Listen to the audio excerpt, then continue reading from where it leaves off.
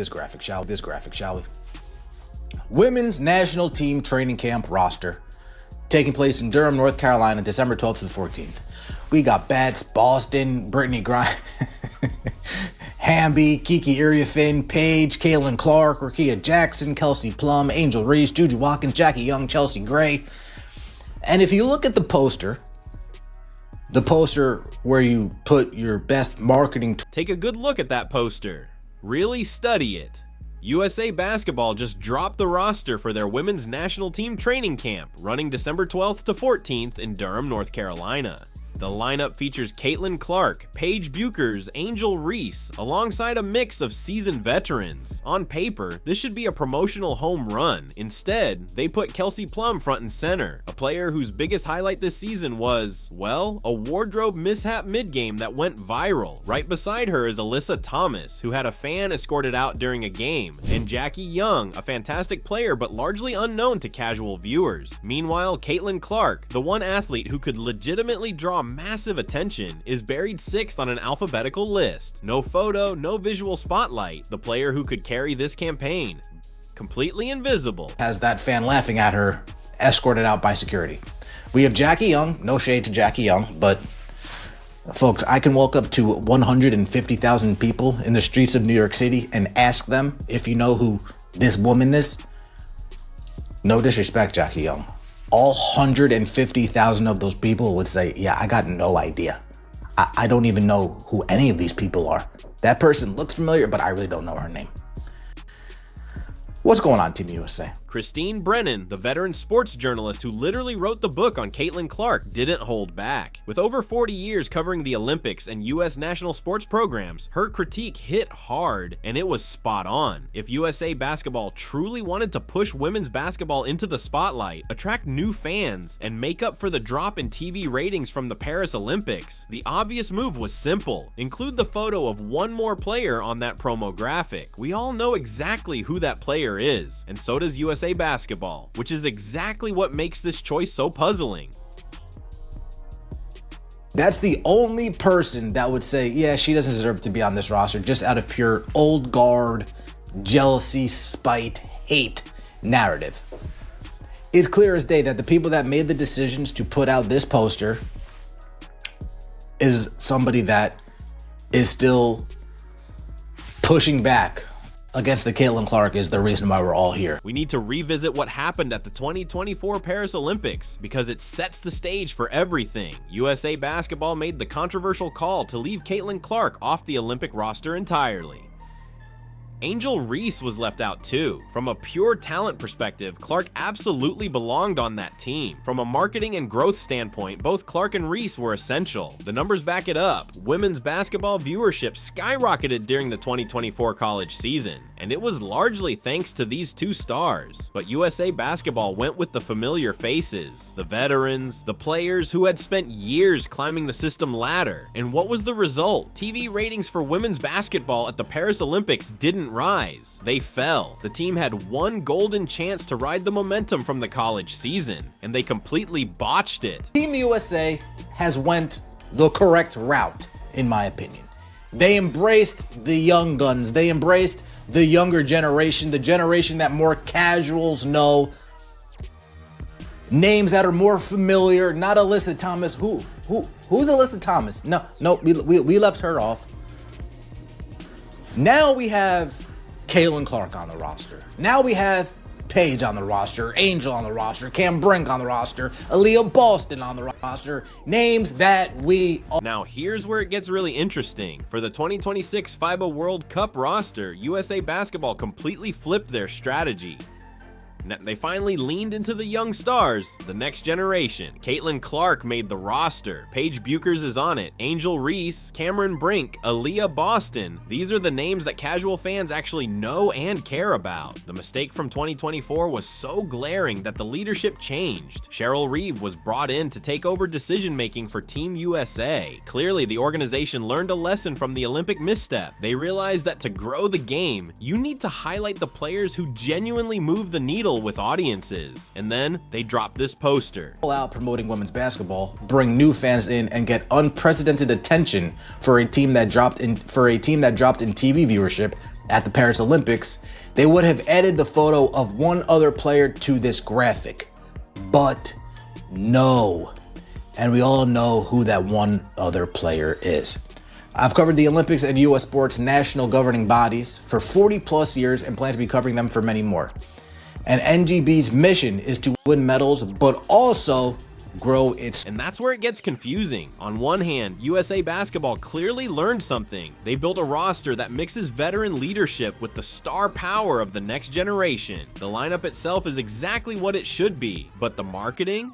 The promotional strategy? It's like they didn't learn a thing. Picture the average sports fan scrolling through social media. They see this poster. If they're not already a diehard WNBA fan, they glance at Kelsey Plum. Maybe they recognize her, maybe they don't. Either way, they scroll right past. There's nothing on this graphic that grabs attention, nothing that sparks curiosity, nothing that signals this matters. Now imagine if Caitlin Clark's face was front and center. Instantly, casual fans stop scrolling. Caitlin's playing? When is it? Where can I watch? That's the reaction you want. That's how you grow your audience. That's just smart marketing. People would be intrigued. People would say, oh, Caitlin Clark's back? Let me take a look. You don't even know Caitlin Clark's back playing basketball by looking at this graphic. You would need to squint your eyes real hard and see her sixth way down the list. And I get it, it's in alphabetical order. Even more of a purpose to put Caitlin Clark front and center on this graphic. But we got Ka Copper. And I understand some people might say, oh, well, they're using people that have already been on the team. Photoshop's a hell of a drug. Going back in time is a... Let's tackle the obvious counterpoint. Some might say they only featured players who already have official Team USA photos in uniform. Fair enough. That seems logical. But here's the reality. Photoshop exists. Graphic design exists. Caitlin Clark has represented USA Basketball before with the FIBA teams. Those photos are out there, and even if they weren't, you don't need actual game shots to create eye-catching promo graphics. Nike does it all the time. The NBA does it all the time. This isn't a technical issue. It's a choice. Honestly, it would probably be easier to Photoshop Caitlin into a Team USA uniform than whatever process led to putting Kelsey Plum front and center. No shade to Plum as a player, but from a marketing standpoint, she doesn't generate the same buzz with casual fans. That's just the reality. Photoshop Caitlin Clark in one of these new nice threads, or you can go back to her days when she was playing with the FIBA team earlier in her basketball career. But to continue to drop the ball is absolutely ridiculous. You ever watch those cartoons?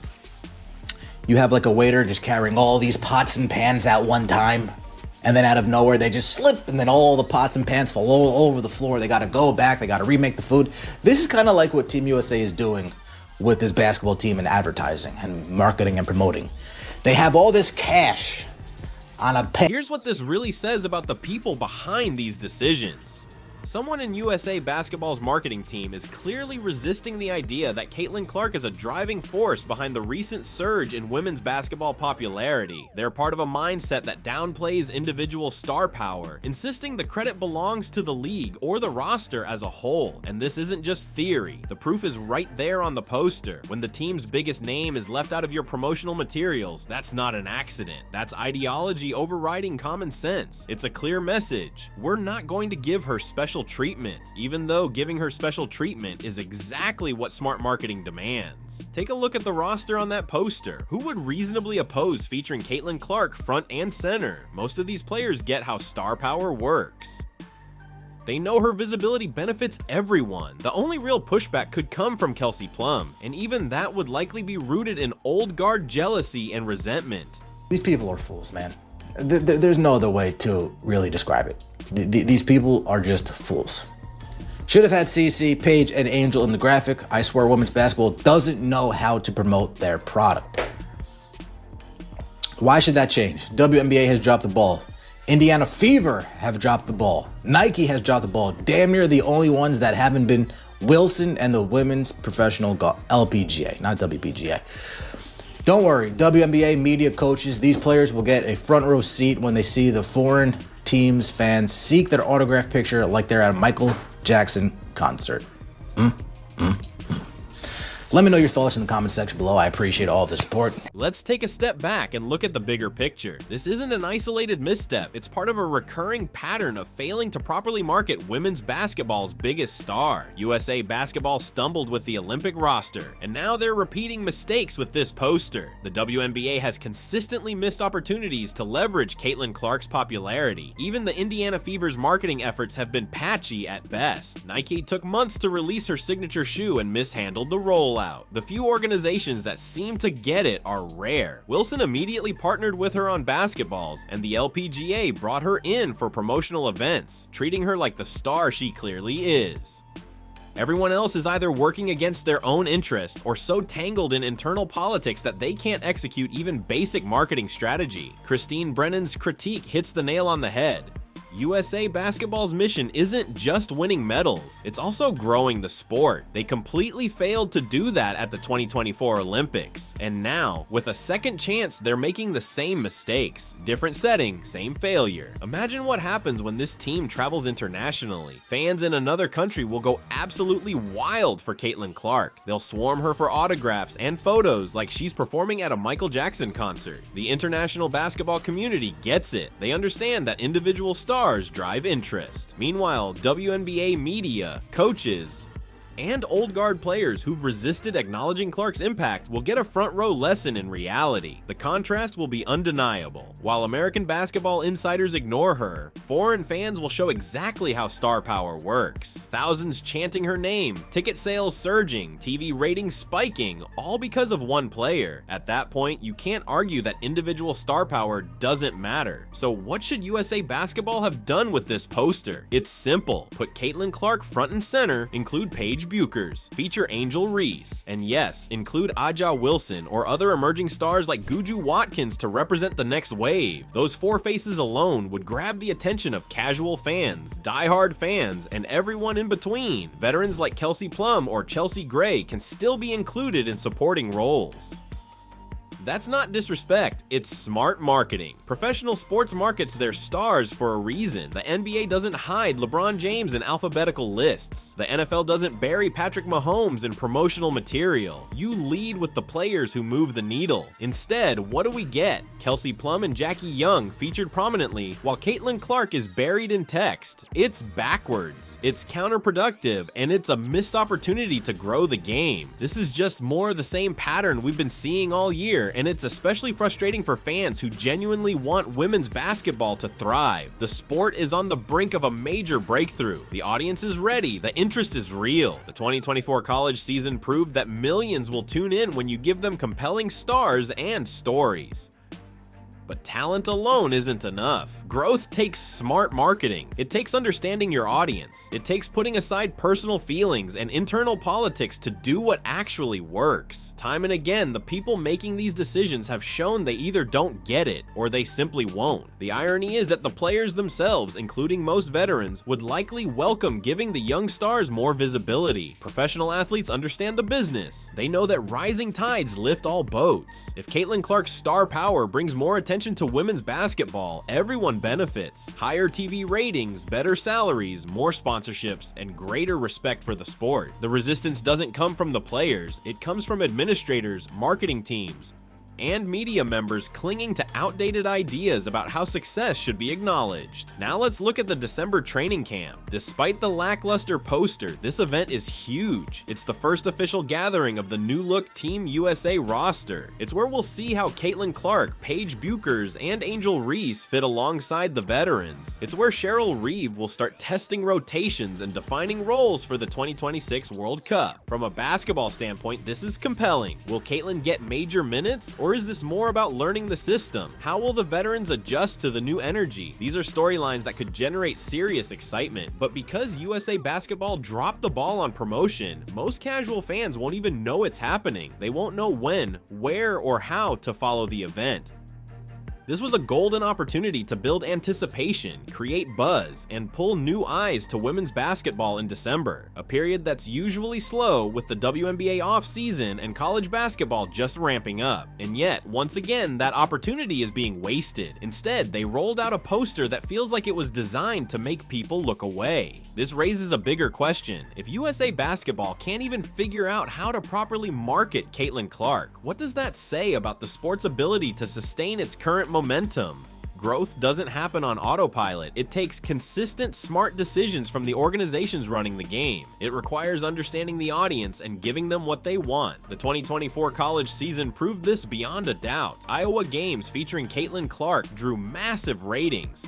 The championship matchup between Iowa and South Carolina became the most watched women's college basketball game in history. And these weren't diehard fans. They were casual viewers tuning in to watch a once-in-a-generation talent. Turning that college success into lasting WNBA and international growth requires professional organizations to do their part. They need to highlight their stars, craft compelling storylines, and make it easy for new fans to engage. And right now, they're not. Or at least, not consistently enough. Look at the missed opportunities in 2024 alone. Leaving Clark off the Olympic roster was the first major misstep. Her presence could have driven unprecedented interest. The WNBA's scheduling put several of her games behind streaming paywalls, limiting casual fan access. The league's social media strategy has been inconsistent in promoting her highlights. And now, USA Basketball's poster. Each individual choice may seem minor, but together, they reveal a clear pattern. Organizations failing to capitalize on the biggest opportunity women's basketball has ever had. It's like watching someone fumble a gift. The audience exists, the interest is real, the star power is undeniable, but the infrastructure and decision-making haven't kept up. Other sports have faced similar moments and succeeded by making smart, strategic choices. The WNBA's own history proves it. The league survived its early struggles by marketing stars like Lisa Leslie, Diana Taurasi, and Sue Bird effectively. The NBA's boom in the 1980s came from brilliant promotion of Magic Johnson and Larry Bird. Individual stars drive growth. That's not up for debate. It's how sports business works. Heading into 2025, there is a silver lining. USA Basketball has the right roster for the World Cup, even if their marketing is off. That's encouraging. It means the basketball side of the organization understands what needs to happen. The disconnect lies in marketing, and that's fixable, if they choose to fix it. The real test will come in 2026. How will they promote the World Cup? Will they feature their stars front and center, or will we see another baffling poster burying Caitlin Clark while spotlighting players casual fans don't know? And this issue isn't just about USA Basketball. The WNBA, individual teams, sponsors, and media partners all need to get on the same page. The principle is simple: market your stars prominently, because that's how you grow the sport. The good news: the talent is already there. Caitlin Clark is a bona fide superstar. Paige Buchers is right on her heels. Angel Reese brings a unique style and personality that appeals to a different audience. The potential to grow women's basketball is massive, but only if the people running the sport start acting like it. The next generation, with players like Guju Watkins, is already stepping into the spotlight. The talent is undeniable. The storylines are compelling. The players are ready. The real question is whether the people running these organizations can stop getting in their own way and make the obvious choices that will actually grow the sport. Judging by this poster, that question is still very much unanswered. Here's what keeps hitting me. It's not complicated. You don't need an MBA or a marketing degree to know this. Your most popular player should be front and center in your promotional materials.